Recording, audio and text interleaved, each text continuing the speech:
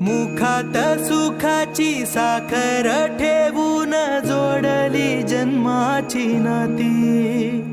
रामाच्या रूपात जपला माणूस मारुती रायाची छाती।